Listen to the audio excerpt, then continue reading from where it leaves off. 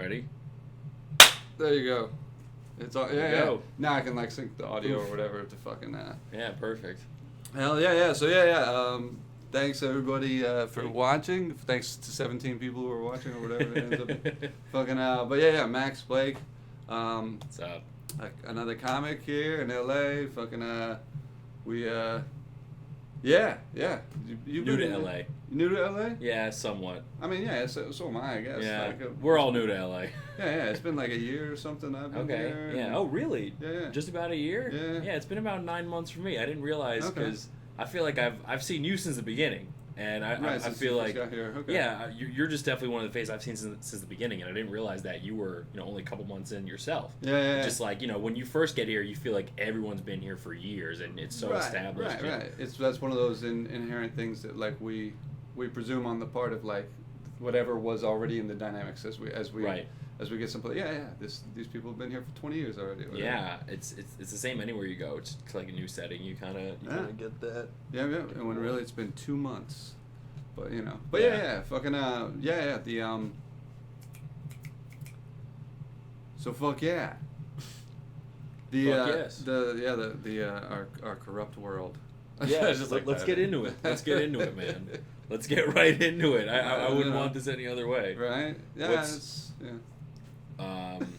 I work in politics, and I somewhat, like LA politics. Like people like, oh, we really care, and like we don't do anything about it. Right. Like that's the, and I never saw myself working in that because I don't talk about this on stage. I will get into it. Like I'm just finding ways to get into it. But like I'm from a Fox News household. You know what I'm saying? Oh shit! Well, I think most old people watch Fox News. So most parents and grandparents are watching. Yeah. When you add up how many old people are watching it, you're like, okay, well then all of these kids grew up on this stuff like Bill O'Reilly every night. And, healthy. So you had to watch Hannity. That because that's what the family was watching. Well, yeah. I mean, it's I don't think anyone changed the channel when their dad was watching TV. Yeah. It would have been a bold move. Yeah, I think the kids that did that near me got sent upstate, but that's upstate. That's also that's also a New York term. No, but I'm familiar with it. That's an old whatever like either to the mental institution, the jail, the something. It can mean anything. Yeah. It's one of those insults, I guess, now that you're like, yeah, you're nuts or whatever. But no, man, I mean, it is kind of corrupt. I mean, I'm loving LA from an outsider's point of view, just in the political sense, where it's like, it's like people's idea of politics is like parties out here. Having like cocktail parties, like that's politics. Well, everywhere else, people's ideas of politics is just political parties. And that's a problem too. But yeah. I get what you're saying. Like, meaning it like that. One of my favorite comics, Stuart Lee in Britain or whatever, talks about. He jokes that people would call him a champagne socialist or whatever. Champagne socialist. Like that. That it's like. That well, he's joking. It's they're trying to ridicule him as because he does all right, he does pretty well, whatever. Right. But he's like talking about all this shit or whatever. Mm-hmm. That's a common perception about whatever New York and California liberals that it's like all about coastal elites. Right. And is there guilt as part of that? Is there what is it that they're doing very well and they feel shitty that so many people aren't? And they're not the people who are like they're not necessarily in the businesses that are known for exploiting the shit out of most people. Exactly. They're not in the war industry or fucking like whatever, pushing collateralized debt obligations on whatever fuck, structured finance, A through Z, yeah. Yeah. Or the more corrupt industry, maybe they're in whatever, Yeah. But yeah, it's a. I think you really hit the nail on the head. I mean, just from like always being an outsider. I mean, I guess we're in entertainment whether we like it or not. Yeah. We're at the bottom of it, but like people at the top, I feel like that's what I've always thought it was just guilt. It's because most of the people that are at the top start where we are. And they're starving and everything like that. And I feel like just from once again a complete outsider, they're kind of like, why me? Like why was I picked? Right. And I mean. I guess the intentions can be good in somewhat, but when you go back to that, like it's crazy to see like all these industries that Hollywood could be connected to, that you wouldn't even think, but like well, all industries connected via banking and via like everything. It's just like it's a business world. You're doing a lot of business. You have to know. Some of the stuff is like just so like open. Yeah, and there's So- the conglomerates or whatever are fucking the company that owns a media organization also owns a fucking defense contractor, also owns a fucking is connected Yeah. somehow to an oil company through business, whatever. Yeah. Yeah, it's all like once you get into like monopoly capitalism or whatever, the large scale Yeah. effects of No, shit. it's like I love like Matthew McConaughey, the actor, and like his brother, like Rooster or whatever his name is, who's like this oil guy who's probably worth as much, maybe more, probably around the same Oh, wow. as Matthew McConaughey, but made his money in oil in Texas. And now to intersect that with Hollywood, he's now like a reality kind of show guy. He had like something about like money and like a Shark Tank, but a kind of like backwoods kind of Texas version of like a Shark Tank, and it's just so funny to see how all that is. I don't know, man. I've just been watching too much shit that does not that mean fucking anything. show. I mean, all reality TV, but especially All I reality love but particularly the reality TV that indoctrinates the public in the business worldview. Right. Like Shark Tank, like The Apprentice. Right. And you can be sure as Everyone shit watched that that the fucking show. motherfuckers who are the hosts of Shark Tank Yeah. are gonna run for president at one Oh, point. you know that's why they signed up for it. Yeah, the motherfucking there's European versions of The Apprentice now too, and they're also like vying for political power and shit. Like, it's such but yeah, it's a very much Yeah. the consumerist world we live in. I will say that is a nice win for America to have in terms of like shows that like America started that are pitched somewhere else, as opposed to just like America just repackaging all these like shows. And, almost like I feel like 4 to 5 shows you could look at in like the primetime slots are all like repackaged British shows. Most of them British, but like a lot of like Chinese shows and stuff like that. I mean, I'm sure some Australian shit. Whatever. Yeah. Because again, that's a nice win though. That we get Shark Tank and The Apprentice. They're not known for being original. No. But it sucks that even when they are original, even when a show comes out, it's like, God, it's fucking dog shit. Yeah. The motherfucker. It sucks. And its purpose is to like get everybody, turn everyone into a business jerk. Mm-hmm. No, I mean I remember I had an internship at an agency once, and like I really got to see like the business world, like behind like pretty much all like the business decisions behind like all these different legs and stuff like that. Because this agency was like in like acting and like PR and cooking and like everything, and no, basically one of the assistants was just explaining to me like why all these like why there's no original movies out anymore. He's like, it's just because it's just the risk of it. Like these investors love the idea of a low risk. You put man at the end of a movie, if it's a superhero movie, these investors are just under the idea it's going to make $1 billion, right? And it's a safe investment. And like all these nostalgia shows and stuff like that. He's like, the only reason they're being sold is because people like watch them every time. There's more of a guarantee, like rehashing old shit. Like, but exactly. But in like the last 3 years or so, the female Ghostbusters. There's a couple other ones that have kind of tanked in terms of like just the success of the box office or whatever. Yeah, the original one versus the new one. Well, that's what I mean. Like when you're rehashing shit or doing new versions of old movies or whatever, there's still risk in that. It's not a guarantee that something's going to do well just because the original did well. So I don't see their logic. Understandably, again, I don't see it either. Yeah, are they're going to be afraid of whatever. They don't want to try new shit. Suits. They want the most guarantee that they can get. They want the lowest risk. But it's really not that much less risk. And again, find a way to fucking do try a bunch of new shit where it's not as risky at the lower levels, and then you see which one of those like bubble up or whatever as like good. Right. And then like I don't know. There's got to be some way of them saving money without sacrificing the art or the content. Yeah. They call it content. The content. We still pretend it's art. Well, to them, like that's what it is content is like this pretty much of all these are treated equal. It's just like assets. It's another word for assets or just property. They're not looking at it as like these great things. They're like it's just more Friends. The Office, like big assets and Mm-hmm. Yeah. And that shit like, I mean, Friends kind of was just a rehashing of the usual sitcom with Friends, as was How I Met Your Mother, all that sort of shit. And then The Office was iterated like, copy paste a number of shows. We used the model, of that. And again, that's common too. Even when they're not rehashing old shows, they are cookie cuttering a successful model. And again, I understand. 'Cause that's the way they get the money. I guess to some extent, every band, to whatever extent, there's always a variation in originality or whatever. Like any band that plays with an electric guitar, okay, technically you're all using a very similar sound, but there's a very broad breadth of shit that you can do with that. Exactly, yeah. So I guess they might argue in the same way, hey, with this conventional sitcom format, you can do the same sort of like, but there's clear sacrifices in writing that you see the shitty writing, you see the fucking ordinary shit, you see the conveying of banality in the interactions with the people, the ordinary lives they lead. And that's the entertaining show, is watching fictional characters' boring lives. Yeah.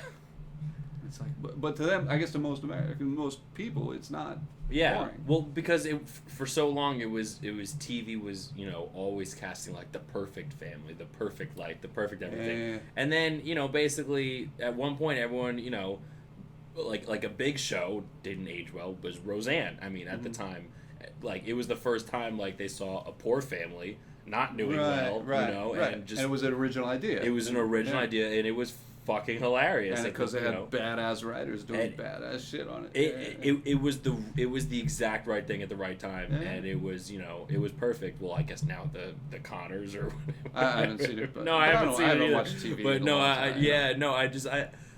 I don't watch these shows, but I just love keeping up with the news of them almost. Yeah. And that again was an understandable business decision. The studio's going to be like, look, we don't want this cash cow to go away just because of the situation, whatever. You had to lose the ambient sponsorship, but you just slap a different name on there, and It's a man. It's one of those things. To transition into comedy, do you see that? Roseanne Barr's going on tour with Andrew Dice Clay. Yeah. Man, it's gonna be fucking crazy. What a good transition into some stand-up. Oh yeah. She's a fucking badass comic. You can't take that away. And if anything, you know what? I'm excited to hear material about Yeah, I love about this. Every time Dice pops into the store or whatever to do like some new workouts, some new sets, it's just like, holy fuck! Like, you've seen it a couple times. Oh yeah. Mondays he'll occasionally, it's not all the time, but like occasionally, Yeah. And it's fucking it's insane, because he's one of my favorite comics of all time. Fucking I mean, and to see him do crowd work live, like, because The Day That Laughter Died is one of my favorite albums, my favorite things of ever. Yeah. And to see him he still occasionally will do fucking crowd work, and it's like, holy fuck. Yeah, he's still fucking got it, and it's crazy. I got to see him live. I actually this is back in the East Coast. I don't know, he was touring, and he always does those casinos in like Pennsylvania and stuff like that. I went to school in Philly, and I had like a break, and so I got tickets, and my dad drove, and I took a bus, and we met in Bethlehem. At the Sands, and he had a whole fucking hour. It was everything you wanted it to be. It was new jokes like that you wanted, him talking about aging and his balls and like exactly, like stuff, like new stuff that you'd look forward to hearing. And he also kept, he just kept his same cadence and like everything. Yeah, like that. He's who he is. It's fucking, it's awesome, man. It's so great. I would get tickets to see that. Oh yeah. And Roseanne too is an amazing stand-up comic. Yeah. And I always thought that whole thing was funny. She said some fucking ignorant as fuck shit. But the thing when a anytime no one should be on Twitter after 2 a.m. But anytime a corporation like makes a big deal out of something, it's usually a cover themselves situations too, cover their ass.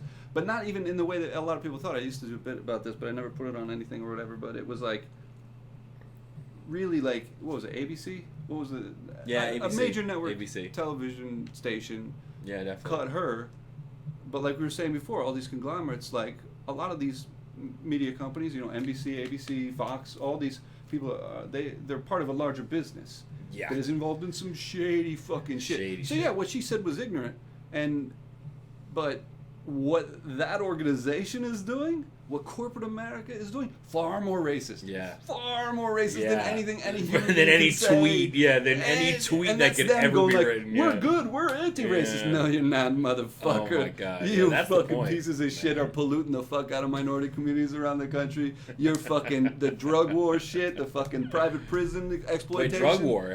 Is Yeah. NBC in the... No, I just mean in or general, like- corporate America, because of the drug war being used to incarcerate a lot of people from the minority communities, particularly black, they historically, in public and private prisons, everybody bitches about private prisons, but like public prisons are most of the prisons, and corporate America I feel like still public uses the prisons slave love, labor. Yeah, I feel like all these public prisons love that private prisons are getting all the shit. You Right. know what I mean? So they're like, they're Right. not being looked at all. Right. Like, yeah, But keep yeah, looking yeah. over there. Yeah, And what are they private doing? They're building prisons what? suck. Yeah, keep looking over there, private man. prisons suck, but public prisons are the majority, but all the prisons use slave labor, and corporate America Yeah. exploits the fuck out of slave labor, and yeah, including, I'm sure, companies connected to every major media company. So it's like, dude, you can't bitch at somebody's words without fucking correcting your deeds. You know that Yeah. that kind of shit. Like that's some big fucking shit. And Throwing stones, man. and yeah, exactly. Anytime I see that, like they're very careful to not be perceived as being in any way connected to bigotry, even though a core of all of not just American but all industry on this earth is a core of it is connected to fucking bigotry. It's just part of our historical legacy of idiocy that we fucking as a species have failed miserably. No, what I love to see is like following like the Twitter mob and like stuff like that. Yeah. I have to keep up with news now for work, so I'm just Yeah, I don't want to be into it, but I'm into it. Yeah. But it's funny to see like basically I think like the Twitter mob has had more of effect on like big corporations and like the way things work than like the institutions of like government like itself like cracking SEC and stuff like that. Oh, pushing change or whatever. It seems like like the Twitter mob nowadays. It seems like every company now has to take a stance on something. And yeah, but it's usually fraudulent in some way. It's usually them just they're PR experts like fucking making themselves look good. Exactly, but it just to see the way that like how powerful some of these faceless people on Twitter really like can be, and when we think about trolls, it's like who's they, and it's just right. I don't know, but it just it's So like in the last you're saying the net effect is a good one. every company has a Facebook account and a Twitter account. Yeah. Any single fast food, they all have a very large social media presence. So at any one point, a Twitter mob can threaten a brand. Yeah, and just how instant it is. It's just like how like Wendy's knows that they could be canceled at any second. You know what I'm saying? But then again, why doesn't it? Well, but I don't know. I mean, they almost did after canceling like spicy nuggets or whatever. But my point is that, and this isn't an actual situation, but there are situations like this. If Wendy's is fucking packaging their fucking raw meat via slave prison labor, probably are. Like I don't know. My point is that a lot of large corporations are exploiting that. Why isn't that getting the Twitter mob to go viral with that? Right. Each corporation that's out there. Well, all the corporations and which ones use slave labor. Yeah. Well, that's why the Twitter mob's hypocritical, because they choose what they care about too. Yeah, and like I some guess, things yeah. go viral and some things get a lot of attention, but other things like I mean, not every genocide gets a hashtag, but it seems like anytime spicy nuggets go away, that seems to rile up Twitter mobs really quick. Right. But, If they don't get their fucking sweet and sour sauce or whatever. I mean, even it's crazy. a huge deal. Yeah. Like even like watching like the debates this last week. It's like Twitter, like these probably mostly teenagers have so much of an effect on what these 20 people running for president are all talking about. To me, that's just then hilarious. again, it's also It's a just the lesson funniest fucking thing. in fucking priorities. Yeah. But like my Szechuan sauce is more important than your fucking life. Yeah. And this the way that Yeah. that shit plays out is. But it's like what you're saying. Like it's like seeing these people in power. They look so vulnerable because they really just look like they're looking to just say what the Twitter mob is looking to hear. What's well, yeah, gonna there get is a the lot of retweets. superficial pacification. But it just seems so much more obvious now. Yeah, I more guess. and more people are recognizing it. That's true. Now that you could see the retweets and like everything is just so. But I think numerical. even they know that right now, most of the complaints are superficial in nature. Yeah. And so it can just be handled with PR. They're Yeah. Nobody's saying, we need to remove the exception clause from the 13th Amendment, have a new amendment so that prison labor isn't able to be exploited anymore. You know, so slavery is fully abolished. They're not doing that. They're just, I'm hoping that does happen, but again, it looks like there's more likely to just be, people complaining about, you took away the McRib or whatever, that kind of shit is what the more selfish, the more self-centered. Right. Again, or even when it is, people complaining about somebody who's, openly said some really ignorant, racist shit, whatever. They don't see the back end of all the racism of the organization that's castigating the person for, Yeah. And not to implicate a certain network, I'm just saying corporate America in general. Yeah. As long as you are going to exploit slave labor, that's one of the most racist things in human history.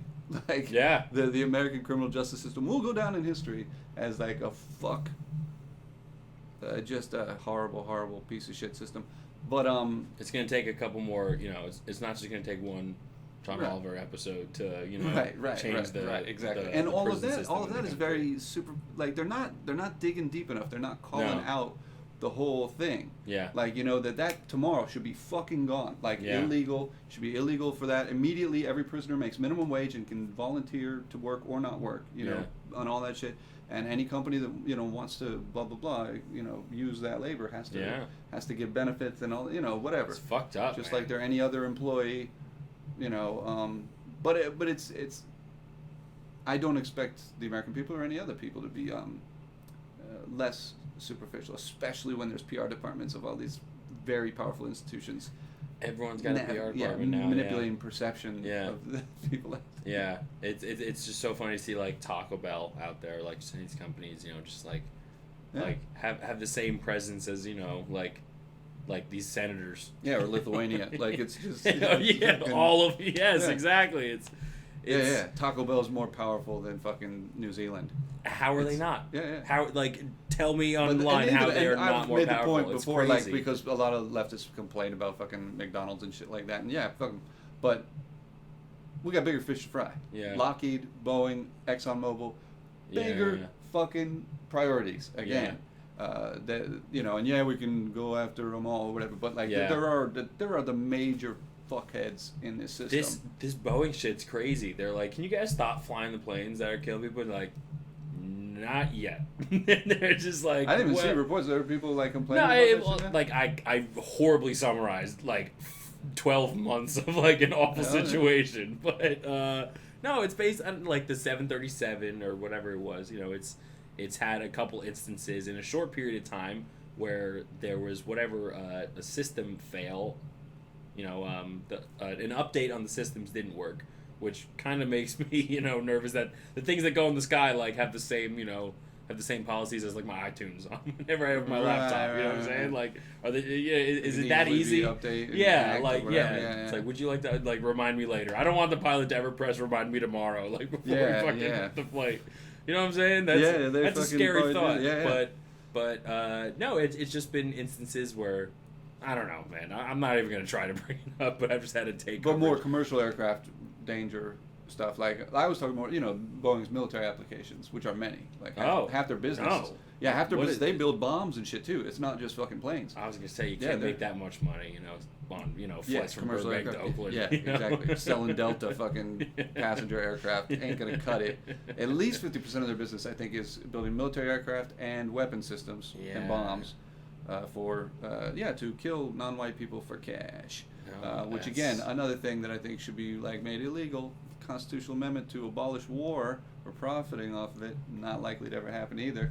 But it would, it's these point is that these bigger companies are way more powerful than New Zealand compared to like shit like Taco Bell or whatever. Taco Bell is shitty, but it's not a war profiteer. It's not. It's not.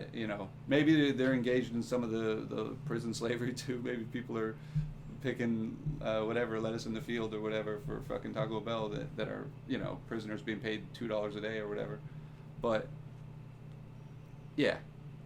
we got to fix it all, but we got to, you know, the major players. This is why I'm happy you go last at every mic, because it's just such a palate cleanser, you know, after all just the bullshit that I have to, like, you know, all the bullshit we listen to about, like, dating's hard, and then, you know, and then we get to hear you, man. And well, thanks, but I mean, it's fucking, I don't know, like.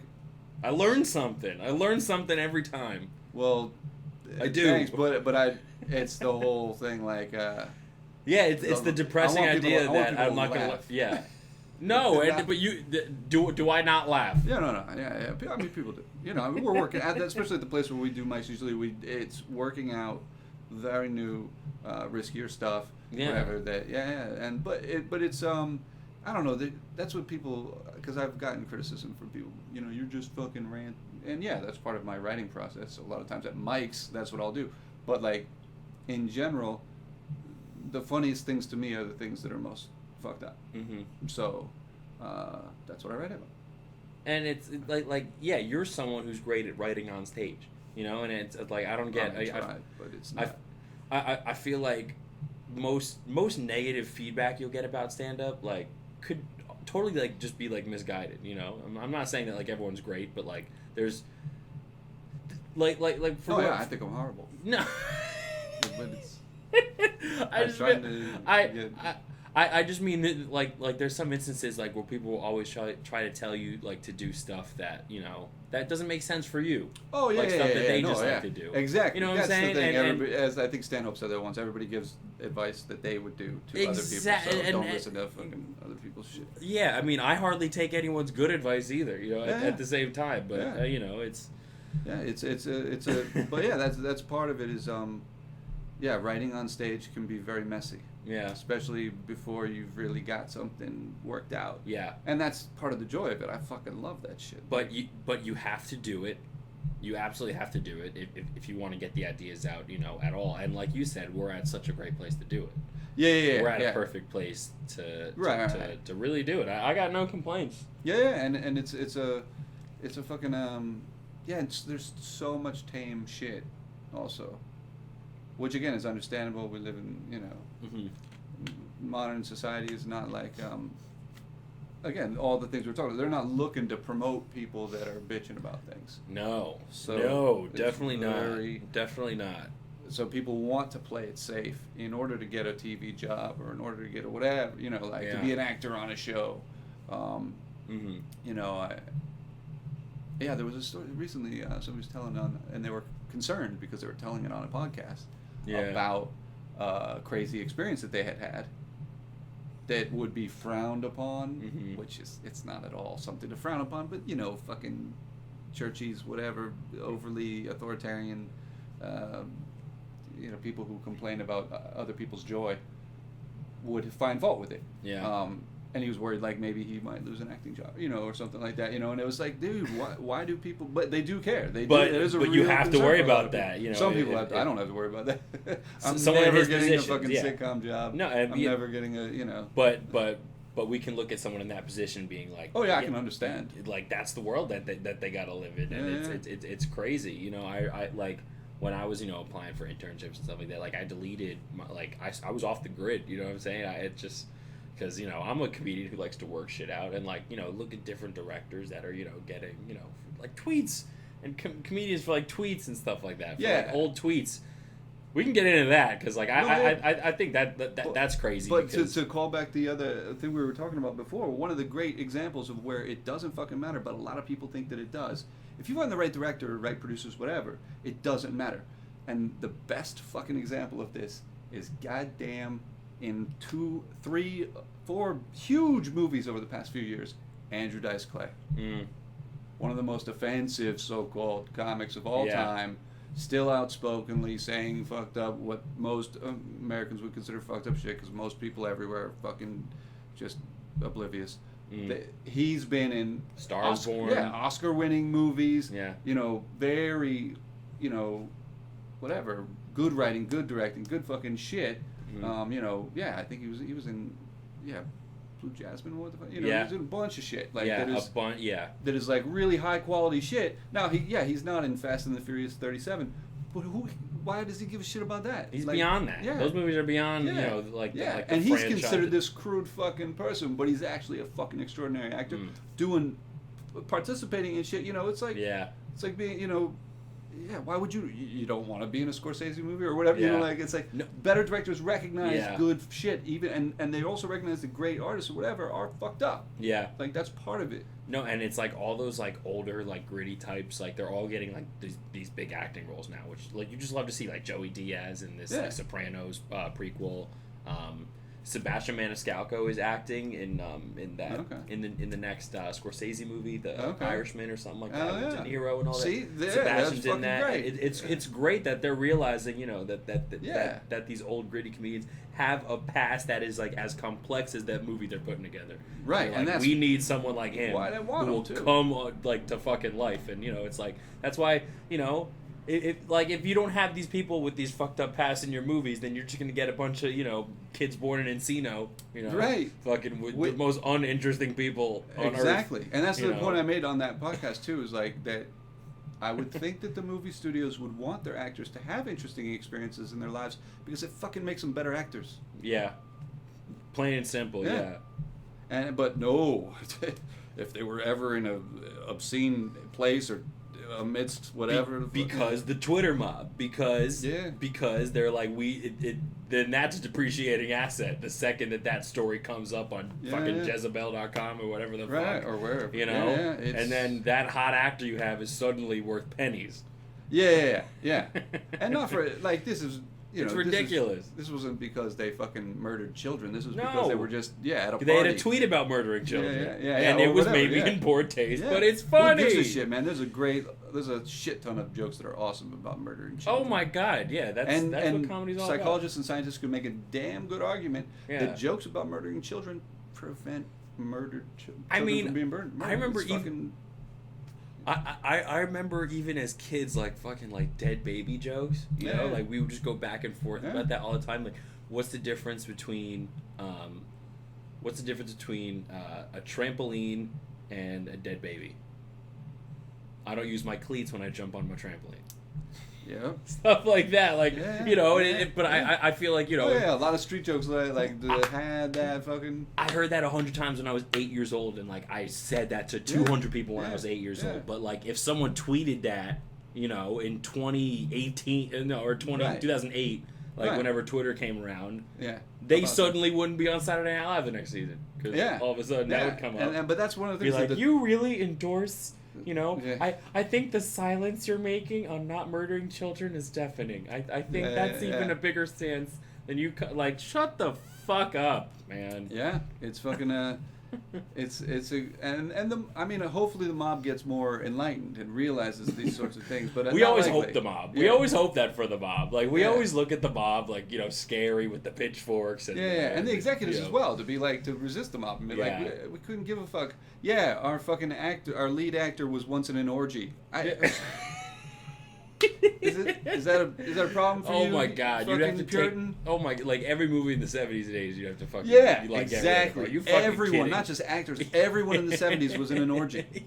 Like that was a neighborhood activity in the 70s. Like, they didn't have Clue exactly. Yeah, they would just go around and fuck each other. They went over and pretended to play bridge. And they were actually just fucking each other in the pool area. I don't know, from Jersey, it's probably bocce or something like that. Right, whatever it is. There's a ton of those type of games. That's fucking hilarious. It's but people fucking care or whatever, you know. It's become a lot more of a conservative culture via a lot of liberals in a lot of ways. I feel like that's really true. Like, you know, in terms and via of conservatives too. Fuck. That shit is still around, but like no, but it's just so funny to see like the idea. It's like any Democrat that comes out that's in like the center is like totally cut off from like all like the Twitter people, the young people. You know, they feel like if you're in the center, you are part of the problem. Yeah, you're Richard Nixon. And, a centrist Democrat is the same policies as Richard Nixon, basically. Yeah, and it's and how the fuck did it get to be this? Oh yeah, that whole military-industrial complex and all of that, making sure that making sure that no matter which side wins, we still win. No, and it's like, and you brought it up, like, we hope the mob gets enlightened, like we see them, like, we hope they go home and they're reading, At the end of the night, we really hope. A better mob. But at the same time, I feel like they're only gonna get more passionate. Yeah. Like, if you had a chart on the knowledge versus the passion would be excelling a lot higher than the knowledge. Oh, yeah. Because, it's just emotion, and it seems like Democrats right now have a much better grasp on appealing to emotions, and getting people emotionally attached to stuff. Yeah. And I mean, conservatives have their own religious version of that, but in general, exactly. Because it's like, because that's what I was going to go into, is like Republicans is always like, and it's different because I bring up like being in a Fox News household, but I'm Jewish, so it's like you take out all of the God stuff in what I grew up in, and it's like completely. I feel like it's not even like guns. Like, are you kidding? Like, my Jewish dad having a gun? Like, are you out of your fucking mind? Like, I've never seen a gun in my life. Like, that's It's so interesting. Like, that's why I do have a soft spot for some people who were kind of like in a position like me. But at the same time, I mean, just like the people on the right, it seems like they were always like the emotional, like, we love, take care of your family, take care of your guns, take care of the dog. Right. Take care of Jesus. But now, like, the Democrats. Take care of Jesus. Jesus. No, it's fucking, it's cock your guns for Jesus. Right? Yeah. It's like, it's such the whole thing is, like, I complain about conservatives being too conservative, but liberals oftentimes are very, very conservative. And the Twitter mob is becoming more enlightened. It's kind of a trial and error process. There is a, as they, needlessly, some rightfully ruined people's careers, whatever, but some needlessly, like the people who tweeted something and then when they got off the plane, they had been fired and they were like, what? Whatever. Yeah. Like shit like that. Like it's learning, so it's right. Trying to get nuance. It's trying to get like scale. The growing pains. Exactly. Yeah. It's much better than it was. Like I've talked about in a previous podcast or whatever about the initial phase. To me, Twitter seems like the fucking old school web TV chat rooms brought into everywhere. Exactly. The idiocy and the fucking like superficiality and just so fucking large scale dumb bitching about all these things that they know nothing about and just fucking to the nth degree. Yeah. But it's better than that now. But it still sucks. It's still got a long way to go. Yeah, like basically like the whole Twitter mob and like Me Too, all this stuff. It was like basically like a nuclear bomb dropped, and like some of the people who needed it to go out went out. Yeah. But like you said, it's bombs aren't perfect. There are some people that can go out. Paying Boeing to make them. Yes. See, you have me on to just tie everything in. That's all I can do. I'm not gonna add anything new, but I'll try. No. Yeah, I'll try things together. Yeah. No, I feel like me versus you. I feel like I'm 24. I feel like it's definitely a fair criticism that I totally agree with. That like no one wants to hear about like politics from a 24-year-old. And just the sense of it's like... It's not that. Because I know 24-year-olds with political science degrees that know more than almost anybody. Yeah, no, of course. But I totally... Maybe it's just doing stand-up and starting at 16, where I always had... And being the youngest person in the room most of the times, I totally get the sense where it's like people looking at me like, what does this guy fucking know? Like in LA, like you haven't even had a divorce yet. You know what I'm saying? You haven't. Right. Yeah, because I was not dumb enough to get married. Yeah, but it's just the whole thing, and like I totally agree that like life experiences. It was just what we were talking about before. It's not even an age thing. It's not even it's fucking love thing. It is a life experience thing, and like I'm out of college like a year out of college and a year and 2 months out of college. So it's like I understand that like. I need more life experiences, and I totally feel like it would just be inauthentic for me to kind of be up there talking about things that like hopefully you have an understanding that now that like I have no idea how fucking things work. You know what I'm saying? Like I mean you have I've some. I'll read the headlines. I don't think I have a lot of idea of how this shit works, but that's what I think. Whenever I see you, is like I'm never gonna fucking. No, anybody can just I mean, all I did was fucking read books for many, many years. Are these all yours? Yeah. God damn! You got to show that on the fucking webcam sometime. You have the most impressive book collection I've ever seen in an apartment. No, Like- it's all for show. Yeah, I can tell. Man. No, it's fucking. But Man. yeah, people point that out. I wish I had like a long hallway with just all those books. Be like, you bring girls back, be like, here, let's walk 65 feet through all these fucking books. Yeah, three stacks, by the way. And oh my god, that is an impressive I mean, it's collection. but it's also like for most people, they would consider that a very boring life. Moving's got to be a bitch for you. Oh, it was. Yeah, it was. It was definitely a lot of one boxes of bed, books. one desk, and 65 boxes of books. Yep, pretty much. Pretty much. That was. Man, that is great, man. I respect it. Well, I hey, love that. Most people are. My not dad read interested in books. that, you Like know? my dad is someone who would love picking up like one of these like 900-page novels and like he would read through it in a week and a half. Like he's just one of those guys, and he got me into it slightly. I'm trying to. I can't read as much as him. It's Yeah, just and too I mean, much, like I don't really. I'm not a huge fan of Yeah. fiction. Like I, most of the stuff that I do is or that I read is but nonfiction. history. Yeah, my dad's into like all different you things. know, nonfiction, Math, science, logic, fucking philosophy, No, of course, history, political science, whatever the Yeah. fuck. Like, but yeah. Like probably 90% of that shit is nonfiction. Yeah, But the 10% fiction, very good. Yeah. I fucking I still love fiction, but I very much weighted in favor of nonfiction. Just I don't know. I should probably change that ratio because there's a No. lot to learn in fiction too. Like Yeah. I learned so much shit, and like fucking some fiction books. Like everybody knows 1984 and Animal Yeah. Farm, but like yeah, no, yeah. but there's- Yeah, I mean, at home, like, my dad was, like, all nonfiction, and just the funniest thing, the one time he would get into, like, a fiction thing, he read the entire Twilight Saga. That was just the one time, and we just didn't understand why, but he was just like, it's a great story. He's like, Kristen Stewart is so hot. No, he never watched the movies. Is that her name? Yeah, Kristen Stewart, not Belle, right? I don't know. Kristen Stewart, whatever. I only know the. Yeah, and then the one I know guy's some Batman movies. now. The other guy was Pattinson, right? He's gonna be Batman or something like that. Isn't that crazy? No, it makes sense in terms Yeah. of box office gross. Oh. Like he's Yeah, He's, because then you got all those girls who went to see that movie. yeah, that's right. You Yeah. cross-platform or whatever, cross-market. Like Yeah. now, a lot of girls wouldn't normally go see Batman. Now they Yeah. will. Yeah. Now they'll be fucking flicking the beam Yeah. to fucking Oh Batman. man, dude, it It's- will be. They got to put some wet floor signs when they go to that movie, man. Be some wet, a lot of bean. But it's flicking, again, man. that's a clever marketing decision, or whatever. Yeah. But yeah, and I whatever, I like that. Like when it's done well, when it's smart like that or whatever. Okay, that could be funny. They probably won't do anything with it. But I like that. Like when Brad Pitt was in Fight Club. Yeah, That was fucking okay. That was a clever very. attractor for people Yeah. that would never be open to the ideas of that. Exactly. Now a bunch of jocks are about to see some shit they really need to see. Yeah. Yeah, you fool two sets of people at the Right. same time, and you have them meet each other. Like, what the fuck? It's kind of like Blink-182 and Lil Wayne going on tour this summer. Like, I feel They're like doing that? They're going on tour. Okay, there you And go. I feel like it'll be like both people showing up, like, what? Yeah. Doing like the hand thing.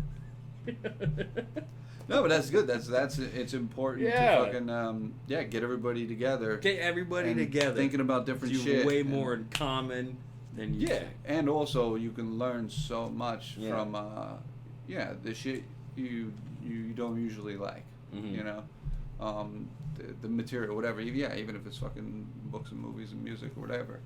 That's You know, okay. and that's the thing. Like a lot of people are still one of the many things that people fight pointlessly over is music genres. Yeah. And like, if everybody recognizes, like, yeah, there's a lot of shit in every genre, Mhm. but there's a lot of great things. I mean, there's a small sliver of greatness in all genre above all the garbage. Yeah. But that every and everybody's got their favorites, whatever. But there's things to appreciate. Like I hate fucking country music. Yeah. But there are really great historical fucking country artists that I Johnny Cash is fucking I was just watching YouTube clips of him at Folsom Prison, and Yeah. oh my god, like as a comedian, just like watching a performer Yeah. do his thing in an environment like that, like holy shit, man. Yeah. Like that, like in the what was it, late '60s that he did that, or Somewhere something? around late 60s. Oh, early how 70s, how something like meaningful that was, and just the idea of it,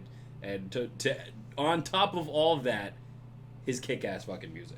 Yeah. Fucking So yeah, Cocaine Blues so, yeah, live, even, you know? yeah. Are you kidding, man? Yeah, like Some of that I of that never shit's got great. into. I couldn't give a shit about bluegrass music, but Yeah. I'm sure there's like But a you- badass motherfucker or three Yeah. in there that are Yeah. they're doing some really extraordinary shit. Yeah, so you can appreciate that and not have to listen to Rascal Flatts or Right. Yeah, Life is a yeah, highway. there's pop pop Again, just versions of- repackaging. yeah, you very know? simple, very going towards the 10-year-old mind or Yeah. whatever, which is the average. I think. Well, the average American and most places in the world has a 6th grade mind. Yeah. So like, understandably, again, the companies make the business decision to go with the most, to at least push and fund Yeah. the most simple shit Yeah. that has the most likelihood of getting the most fans. Yeah. Because most people are more simple. Yeah.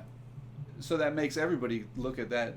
Everybody else look at that fucking genre as like total shit, when really Yeah. it's just no. Every genre has like a fucking a very a thick superficial layer that Yeah, you know what's fucking hilarious? I was just going back watching it. That episode of South Park where Randy moves out to the farm, and he like starts growing weed really recently, like the Tegrity I don't think episode. so. Oh my god! But basically, like you know, South Park, you know, will do the thing where like they'll write original music, which is fucking hilarious. Oh, yeah? And They won Tony Awards and shit. Well, yeah, I mean, Book of Mormon's fucking great. Yeah. No, but this was basically they wrote their own spin on "Thank God I'm a Country Boy," and it was basically I don't even know that. Is the that- John Denver old Oh, okay. song, yeah. Alright. And it's basically like him just moving out to like a farm growing weed, and he just like sings, you know, like we got integrity to keep us warm. That's life living on a Colorado farm. But it just Okay. it's just the idea of what these kinds of like artists are doing now, where it's like you're just taking something old and like just like, you know, like you're musical, you get like just the simple chord progressions of all this shit, and it's Yeah. just like, oh my god, this is what's going like diamond, you know, this is what's selling like Yeah, 10 yeah. platinum. Oh, yeah, It's that just, will like, always be the case. the I most mean- simple, like, you know, like what the fuck. Yeah. I think there's great interviews with Frank Zappa back in the day talking. Yeah. They're like, why don't you write a hit song or whatever? Yeah. And like, I forget what the fuck he said, but it's something awesome. Probably some kick ass. Yeah. But, Something like, someone's got tattooed on them the right whole now. the whole thing of like they want the very good looking person to be singing the very simple Yeah. hook based thing, and that makes the most Yeah. money. I completely understand. I'm not going to fucking participate in it, but I understand why they would make that decision. Yeah. That's why you got to seek out good shit elsewhere. Yeah. And which is, you know, easier and easier to do, but people don't often do it. No. I don't even, you know, there's so many like rabbit holes I could go down as far as like music, you know, finding new shit or whatever. Right. I'm just too busy doing other shit, like, you know. Yeah. But Doing stand-up occasionally- every damn yeah, day, yeah. Occasionally I do, you know, find some stuff and look for some stuff, but yeah, it's there's, and same thing with fucking movies or whatever. You know, there's so many great fucking more obscure Yeah. movies, more obscure stand-up, fucking most stand-up, same thing. Every fucking art form, you know. Mm. Fucking shit, the best-selling novels or whatever, or fiction books are probably like The Cat in the Hat and shit like that. You know, like it's Yeah. other than the Bible. The Bible is the best-selling fiction work of all Oh time. That yeah, is man. reported That is. You thought Twilight was big, man. Shit. That as- is, yeah. It's Yeah, fucking- Twilight. The Bible. I Yeah. mean, shit. I mean, just the hotels alone that have the Bibles, man. That outsold The Secret Yeah, oh, probably yeah. 30 times. Yeah, The Secret probably 1,000 years from now will be like Yeah. the new Bible. Or Yeah, whatever. it honestly might be. With any help to Oprah, we might just replace the Bible. Yeah, with Oprah will be The a Secret. prophet or whatever of the She- fucking thing. Bill just did a thing where like she's, you know, like Joe Biden's not a safe bet, Oprah's a safe bet, and he wants Oprah to run for president. And he's Yeah. like, but I mean, like he brought up good points, but he's like, you know, in order for like any Democrat to win, like you need the support of women, and you can't think of anyone who's. And the fame thing really works. The fame thing. Yeah. African Americans love her. Like, I mean, Oprah's the best. But again, I think I've even heard Bill Maher say also, we don't want any more billionaire presidents. Yeah. So it's like there's like everyone in TV is just gonna go. I mean, politics. That's just what it's gonna bring out. I mean, especially like people that have public faces in politics, like they're like in a need to just be relevant all the time. Yeah, you might say something that that you blatantly disagree with like 2 weeks ago just because this thing came out, or like that thing came out, and we're fucked, dude. It could be we could be in like 20 years, 30 years from now in a fucking movie like The Running Man or something. Yeah. Technically, we are in Back to the Future 2 right now, but we could be in like even more like, that sort of stupidly dystopian future of the 1980s movies like RoboCop and shit like that. So it's very possible that right now that it was just peppering in the initial with Reagan and Trump, and a few more decades down the road, everyone will just be people who were super famous. In the dumbest way, will be the leaders. I mean, it's possible. Hopefully, it's not a reality, but it's a very probable reality. I hope you're wrong, but I dude, I mean, I do too. The Apprentice was huge, man. Everyone that show, especially looking back, like someone brought up they had 13 seasons. I'm like, they had 13 fucking seasons. Yeah. 13. The American people have bought into the fucking like shit. I'm gonna be a mogul myth, and he's one of those big, But here's the thing: they all they grab on. They're like, I'm gonna watch The Apprentice. I'm gonna learn how to be a billionaire, and I'm gonna be one. And the same thing with Shark Tank. I'm learning how to start it. All these people are like, because they like really bought into this myth. They want to be this thing. Yeah. None of them are like actually reading fucking books on finance or getting an MBA or whatever, which I don't recommend. MBA's Masters in Business Administration makes a piece of shit out of your fucking mind, but it will make you money. Yeah. Well, because then you it's like working in the kitchen. You don't want to work in there too long because then you learn all the secrets. Right. You learn how everything gets made, and you're like, suddenly I don't want to eat here anymore. It likely turns you into a piece of shit assholes. Well, my point, that would ruthlessly manipulate people for money. Yeah, I mean, America. I mean that's why we have a thriving lottery system and like gambling and all that stuff. Is because people love the idea. That's why so many people are out here.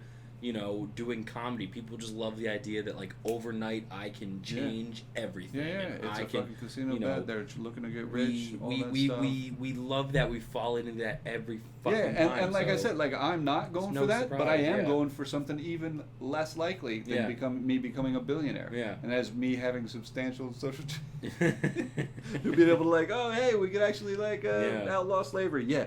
Less likelihood of that than you making $500 million off comedy. Yeah, seriously. So like, good luck, buddy. So yeah, I'm still buying into a myth that writing can change society, and I joke about it all the time. Like on my first album or whatever, it was there was fucking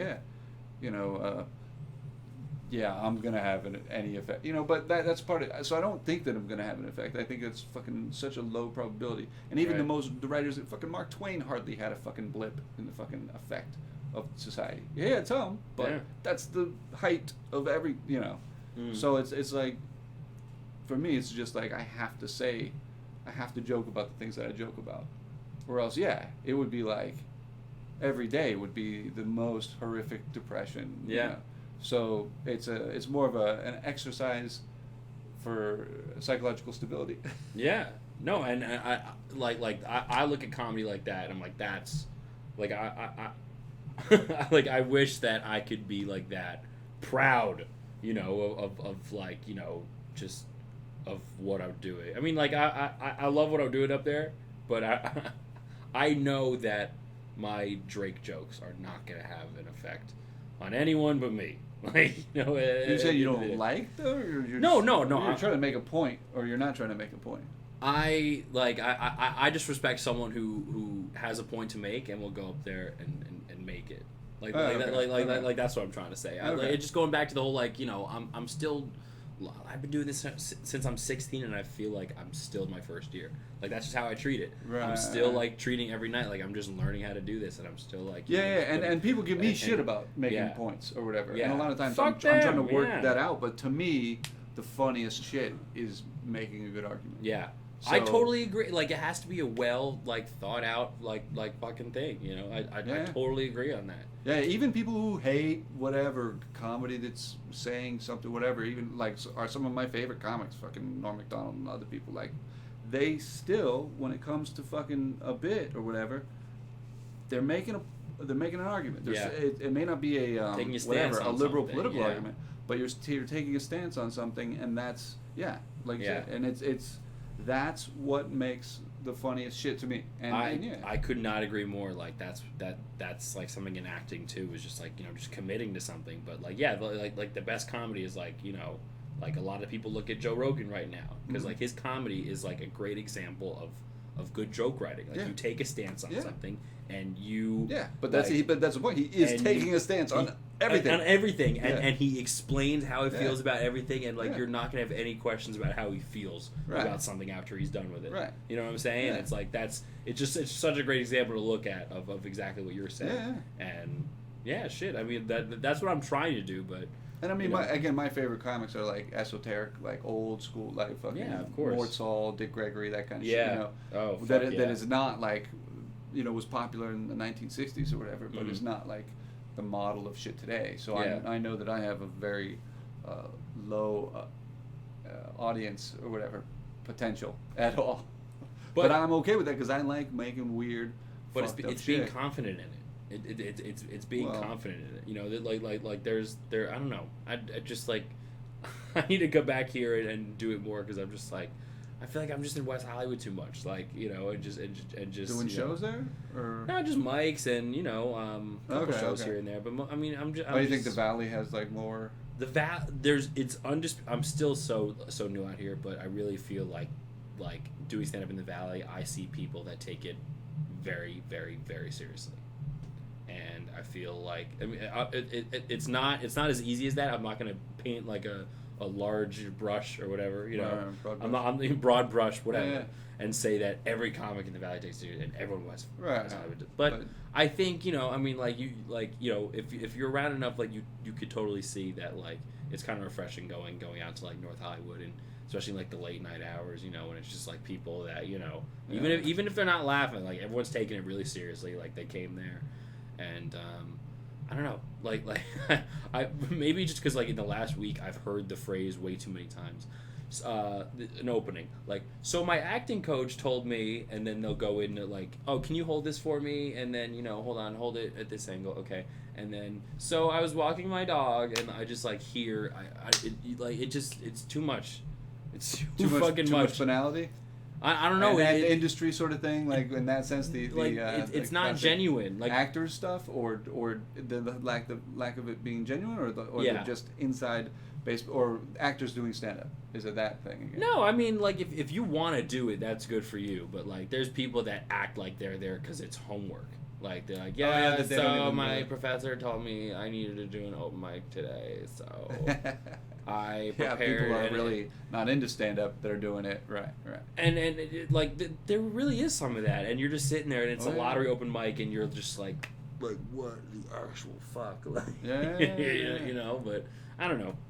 People who want to be actors and stuff that they don't enjoy being on stage. The actor mind's different. Like, I don't want to say I hate all actors. No, I don't at all. But I love comedians' minds. I feel like most comedians I meet are just extremely down to earth and just like are, you know, the good ones at least on stage. The ones that are really good on stage will come more on chill. Stage. They're way more chill, and they treat everyone with respect and stuff like that.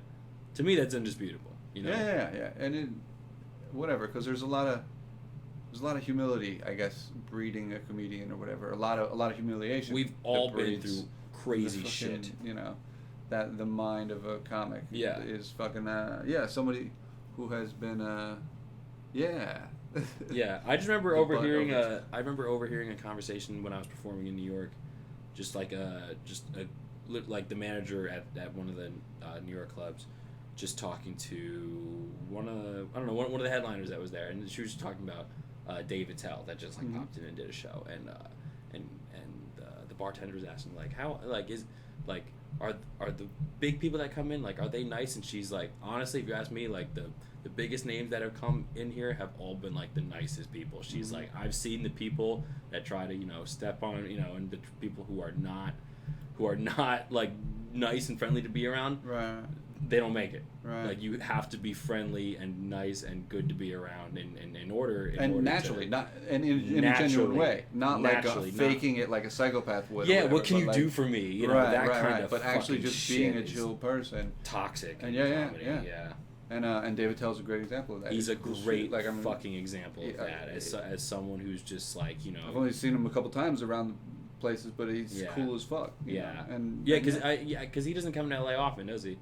I've only seen him, at the store a couple times or whatever. But I mean, he's just one of the most consistent laughs you could ever get in New York. Oh yeah, like, if you go out to if you're at the Cellar on any night, like, oh my god, that's why I love to see bumping mics like taking off and everything like that. Like, it's like just fucking two people that are just like totally deserve, you know, a fun ass like countrywide, maybe world tour together. Like, They're killing Tell it. Should be fucking huge, like selling out arena type fucking shit. But again, the public doesn't have, you know, you wouldn't consider his comedy to be like this highbrow shit, but good stand up, even if it's not talking about like in depth whatever philosophical things or whatever, is still smart. It's a smart art form or whatever. Yeah, I've made that argument before, maybe on one of the podcasts or whatever. But it's the kind of thing that it's an intellectual exercise that most people steer away from. Yeah. So the stand-up audience is in general a higher thinking on a higher level audience. So even his stuff, while it's not like it ain't fucking Mort Saul, it's still very quick, very smart. You have to be paying attention to really appreciate it. And most people are passive viewers. Just fucking let me watch six friends argue about pointless shit. You know, they don't want to really, you know. No, of course, but you ask like any like young comic in New York starting out who their top 5 are, and David Tell comes up, and everybody's like, he is like, he's one of the best of all time. He's probably one of the most imitated, you know, like just comedic personalities and. But his writing, even though it's not, you can't take that away. It's fucking. He's just brilliant. Yeah, he's like there's no way around it. His HBO half hour. Have you ever seen that? Fucking so all his shit. Listen to all his stuff. Skankster Memories. Your Mouth's Not Pregnant. Fucking Roadwork. The fucking HBO Roadwork thing. was great. Roadwork. I love the idea of it. And he I went to school in Philly, and he did a spot at Helium. And it's just great to see. And he even went to New Orleans. I hear so many comedians. I hear comedians like say New Orleans is like not a place to do comedy, but that was the only festival I've ever done. I did a festival down in New Orleans. Fucking great town for comedy. Hell yeah. Absolutely love it. And David Tell did one of the like theater venues there, One Eyed Jacks it's called. And man, that was fucking that city is fucking fun. You just gotta get the right people in the right place, and it could be good for comedy. Yeah, exactly, and that's the case anywhere. Any place can be good. Any number of comics right going like, I'm doing Birmingham, Alabama, but all the fucking free-thinking people that are living in the area drove to see that there. You know, so it's and they appreciate it. Yeah, you know, it's even in the most ignorant parts of this country, it's still like 65-35. Winning. You know, so there's still a shit ton of people. Who you would not think at all live there. But totally do. That's what I really like. You know, applaud. You know, you for going out on the road. I definitely like gotta just give it a shot more and just get out there because you know like those like when someone goes to a show at night out there like that's their night. Like we tend to forget that like in terms of like you know audiences at the Comedy Store. It's mostly like fucking kids like in their 20s who like are just pre-gaming there and going out to like you know they're thinking about their night that they're going out. There's a lot of tourists too that come. The Sunset Strip or whatever. It's just so in and out and stuff like that. But when you get an audience that like they were ready all week, they got tickets and they're fucking waiting all week to come see you, and their attention is all on you. Yeah, which is what the people, all the regulars train for at places like the store. You know, then they go out on the road and people come to see them. Of course. And so it's an extraordinary like. But to get that, by the way, if anybody likes my fucking stand-up, listen to this fucking guy. No, but I mean email me. Like I need an email list because I just went on tour and the 2 shows were great, but like it was to a handful of people and that's awesome. Yeah. But I'm trying to get a handful of people in these other places because you can't justify driving to a place before you have like 10 people that'll show up. Mm-hmm. If you have 10 people to show up, fucking awesome. That's great. Yeah. And especially, a bar's not going to let you set up a show unless they know that at least some people will show up. Yeah. So, email me, heistchris@gmail.com. Like, from someone who has experience of it, like how do you let bars know that you have that kind of presence? I mean, you just contact them and see. But do you just tell them, promise 10 people will be there? I swear. Most bars are outscale that, so they would not be interested at all. Yeah. But yeah. I just try, and then most say no, and then eventually maybe one or two are okay with it. Yeah. But the more if you get me, Instagram, Twitter, I just changed my Instagram, whatever it was. I had it as Chris Heist 1 over it, and now it's just Chris _Heist or whatever. Yep. But apparently that's a big deal if they can see that you have, I have like 200 followers, which is nothing. And I criticized it in one of the previous podcasts, social media, but it's a reality in the sense that nobody will book you unless they can see that you have a certain amount of people that you can blast out a fucking thing. So, right. If you don't have enough Twitter followers or Instagram followers or an email list, Mm-hmm. Then you can't fucking it's a lot harder. You got to go to them with numbers. It's a lot harder to book a show. So yeah, I mean, but there are a few people. I was just on a podcast the other day, and and suddenly I got 20 more YouTube subscribers. That's small things, but you just build that shit over time or whatever, and and eventually you can get a handful of people. That's all. I'm not going for the fucking shit that most companies are going for, the large scale. I would be happy if 20 people would show up in a bunch of different cities. I could tour around, and that would be fucking From what great. we do every night, that's huge to us. That's huge to us. Yeah. And but like I said, there's a low ceiling to what I can expand into, because the vast majority of people not only will not like my stuff, but will be aggressively against my stuff. So, which is what you want, but you want the niche. I want to just do what I do, and you want the niche. Whatever. If there's people who like that, then there is. If there isn't, there isn't. But yeah, but you have to connect with the people who I meet people regularly who come via other places who have seen me on something and are like, "Fuck yeah, when are you coming?" And I'm like, I have no way to go do a show in the state of Washington. Yeah. Because it would be difficult for me to book it and then get the fucking But I'm working on that. I'm trying to connect the people who like my shit. And that's what I'm saying. If somebody happens to be listening to this, but you would have only got this by being on my YouTube channel already. So it's welcome. Yeah, it's pointless. We're talking about you. This is when you listen. Yeah, thank you. But yeah, it's but I'm trying to, and I'm so shittily organized.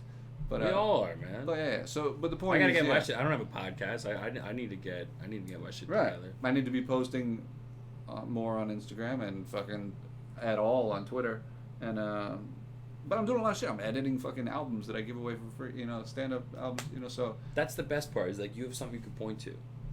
Yeah. But again, to a handful, or I'm putting this stuff into this is the what we mist, do it for, and I have to just put it out. I have to just do it. If people find it, great. Most likely they won't. And even if everybody knew, even if I was on Good Morning America going, hey, you should totally check out my stand-up. Are you listening to Good Morning? You're missing out on some fucking 99.9% would say we need to go to war against this guy. You out in Times Square? Not just imagine that with fucking Michael Strahan. I should do that as a stunt one time, just to show up there. That would be get arrested by walking on set. Well, like those shows out in Times Square, they have they have the glasses, the glass windows. Hey, you can go. Yeah. I want you to show right to the front and just fucking full body, just start banging, have no expression, and just start banging on the window. And then get tackled by the security. Yes.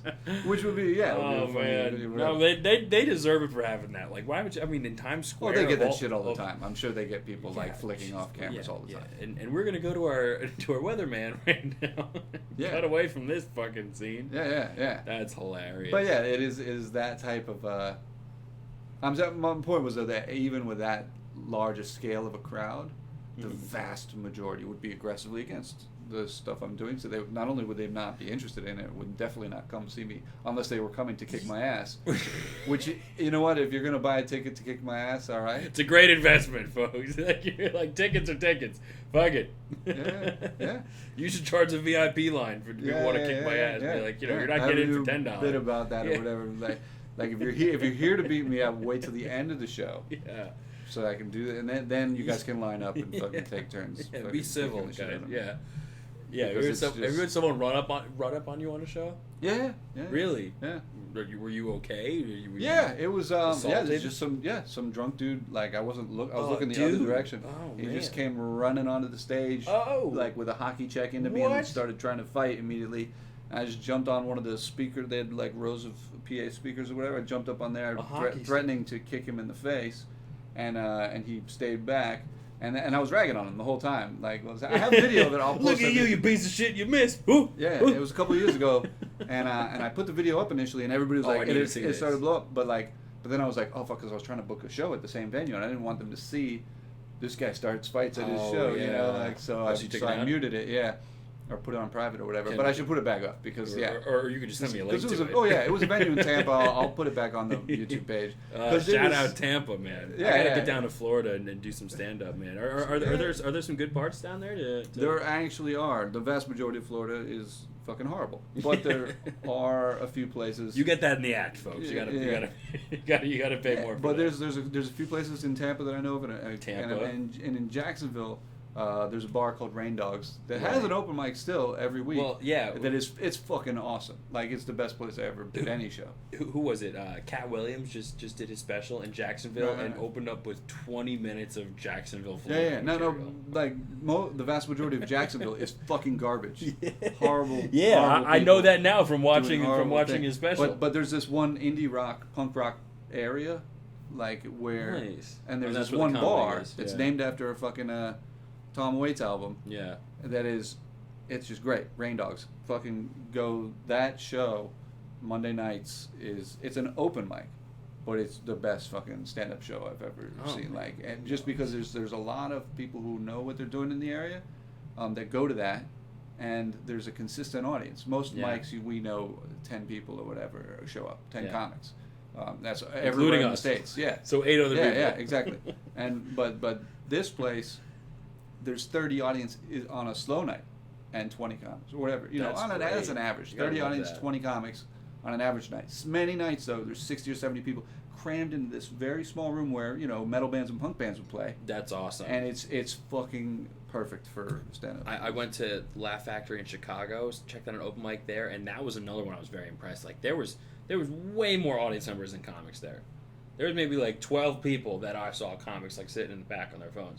And the rest of them was like just audience members that just wanted a free comic show. But I was gonna ask, so where else in the South have you ventured Just elsewhere in the South? In Florida. Or I hadn't been Florida? to any other places. Basically, no other places in the South. Just places in Florida. And there's a couple cool places, but in Tampa and in Jacksonville. That one place in Jacksonville and a couple places in Tampa that are cool. Including that place where that dude started fighting. But it's just a dive bar. You do shows, dive bars or whatever. It's gonna be, that's always a risk. Yeah, well, that's always a. Well, you're from the college town, right? Not originally, but I lived there for a long time. Right. Yeah. Where was there a comedy scene? Not really there? Much of one. I'm always interested because some schools have a scene. Like some there were a couple schools shows for a while. It's like there's a window where this bar is doing this thing, and then that bar gets bought by some douche, and so that happens, and they shut the show down. Yeah, and that guy hates comedy, right, or whatever it is. Yeah. But there was a cool place. For a while there was a surprising there's a piano bar there that had great show, but then I think recently that bar's shut down. But that was for many years, and there was a bar that was like really awesome show for like 3 years, but then it got bought by somebody who didn't want to do it anymore or whatever. Or it wasn't the same after, so like that sort of shit happens everywhere. But it's I mean, you just gotta seek out stuff. You gotta try everything. That's what I did when I came here. Try everything. Find the few that you really like that you do regularly, and they'll work for whatever you're trying to do. Yeah. Because for me, I need a place or two where I can try the most fucked up shit, because that's how I write. I start out bits sometimes like people who would love my shit fucking would hate to see the process of it. Like they'd be offended by seeing the process, but that's how you get to the joke. That's how you find the fucking exactly eventual reality is you have to fucking say a bunch of horribly stupid shit, and then you carve it down, and fucking eventually it's something that they would really like. But yeah, if they saw the first round of that shit, they'd be like, "Boo, fuck you, I disagree, asshole," whatever, that kind of something shit. like that, yeah. Yeah. But that's because I mean, comics. You're working with irony. You're working with fucking other shit that is very complicated and stuff like, and perception and distraction and like, trying to you're working with arguments and stuff like that. So it's very the process is something that people don't appreciate. The complainers don't appreciate. Yeah, that makes sense. Yeah. Fucking A. Fucking dude, I always get it from you, man. I always get my news first from you. Oh, me ranting about it on stage? I love it, man. Fucking A. I love it. Well, thanks, but I mean, again, I'm just trying to make better and better shit. That the whole you're your own worst critic thing is an important point for making anything that you think is half decent, let alone that people like. So yeah, I just try to make better and better shit, and I think horribly of the shit that so you can constantly edit it, you can constantly but whatever. We're getting close to the point of let me check the thing. Close to the fucking about time or whatever. Do you have like fucking shit like a website or? Oh yeah, so Instagram, my website right now is maxblakeent.com. Fucking maxblake.com is taken. Max Blake on everything is taken, so I'm gonna find this one guy. Because you have a common name or whatever. I have two first names. Okay, two first names. Yeah, I guess I have a really hot, desirable name.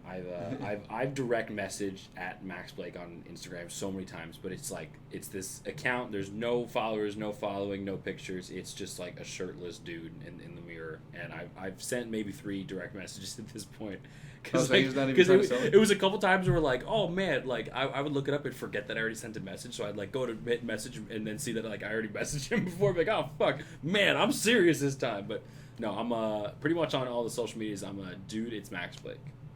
Okay, dude, it's Max Blake. Yep, that's been my thing. Yeah, since I mean, like I'm not school. even Chris Heist on that. I'm now Chris_Heist, but it's and I'll probably set up another Twitter or whatever of that eventually. But but you got so you got your site and you got Instagram. Yep. So we got Instagram, all that. I got me and Byron are actually going to be producing a show at the Hollywood Fourth Wall.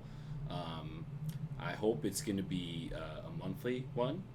We're like, we got to do the first one. Okay. And hopefully, if that goes well, then it'll turn into a monthly thing on a Saturday night at the Hollywood location. Okay. I love that spot. It's fucking great. It really feels like a fucking club. Okay. Down there. I love that. And that's going to be July, what's that Saturday? 13th. Okay. But yeah. Other than that, I really, like no shows. I've just been doing mics. I've just been like hitting mics, seeing you all the fucking time. Thanks for having me on. I'm doing mics too. Yeah. Dude, man, thanks for doing just, the podcast. Yeah. Fuck yeah. I'm still getting used to this whole we're on camera thing. Yeah, it's new to me. I didn't look here like at all. So. All right. So you got this half of my face today. Yeah. Yeah. Same. You doing Kill Tony today? I'll sign up for the stuff. Doing, hanging out at the store as usual. I mean, fuck, dude. The other day, saw Chappelle again. I missed it. Oh, really? He came in Monday? He came in 2 nights ago.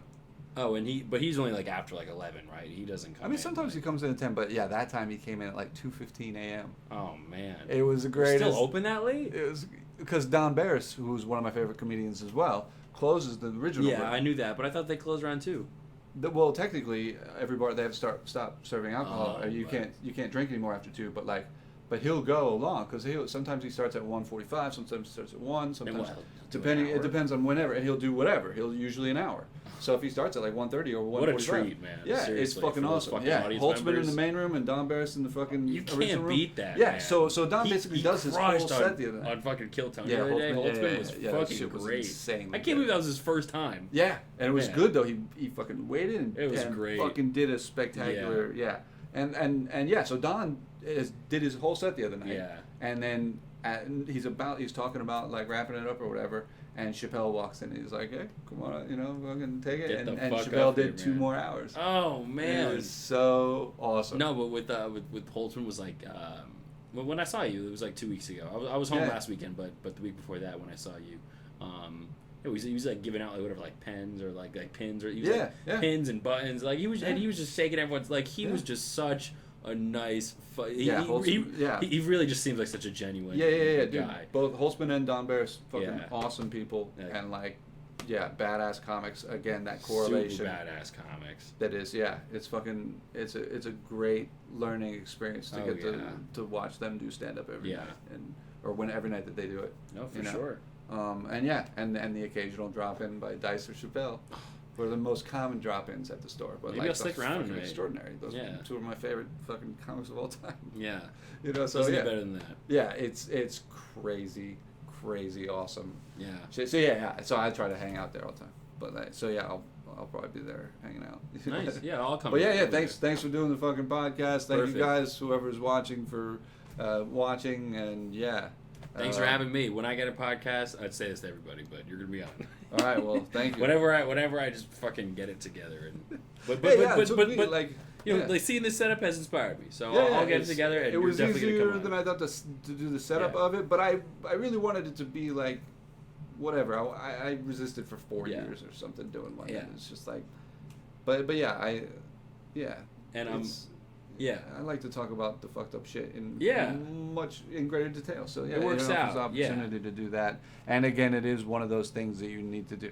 But it's also for me. I'm liking it more and more in the sense that we get to have really in-depth conversations about the fucking stupid fucking world. Yeah. And No, and you live 4 minutes away from me.